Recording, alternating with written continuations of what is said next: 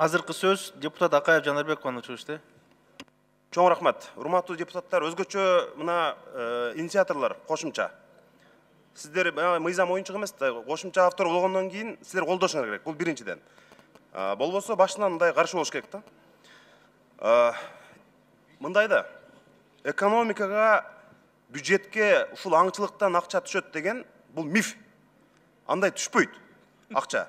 Эгерде ошол биз сейрек кездешкен жаныбарларды аттырып, чет өлкөлүк олигархтарга ошондон бюджетибизди толтурабыз десек, бул андан көрө ошондой акчанын кереги жок дешибиз керек. Экинчиден, ошол чет өлкөдөн келип аткандар мылтык көтөрүп келбесин Кыргызстанга. Кыргызстанга фотоаппаратын көтөрүп келип, туризмди өнүктүрөлү. Келген турист ошол жерде 1000, 2000, 3000, 5000 долларын бизге кооз жаратылышыбызды көргөнгө таштап кетсин.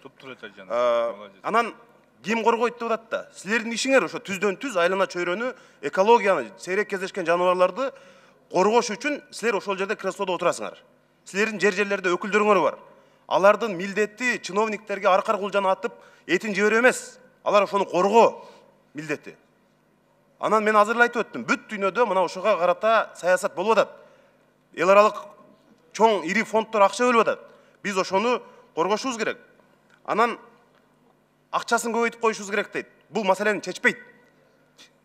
Бизге аңчылыкка келип аткан жанагындай охотниктер, булар кедей кембагалдар эмес. Бүт байлар чет өлкөлүк.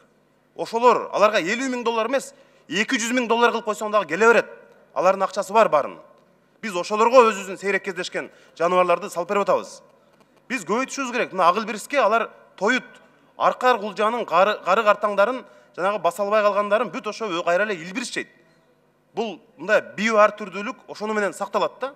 Ошондуктан мына негизи эле мен бирөөнү коркуткум келбейт, бирок аңчылык менен алек болуп, ошондой жаш жанагындай аркар кулжаны аткандардын тагдыры аягы эмне жакшылык менен мындай бүтпөйт да.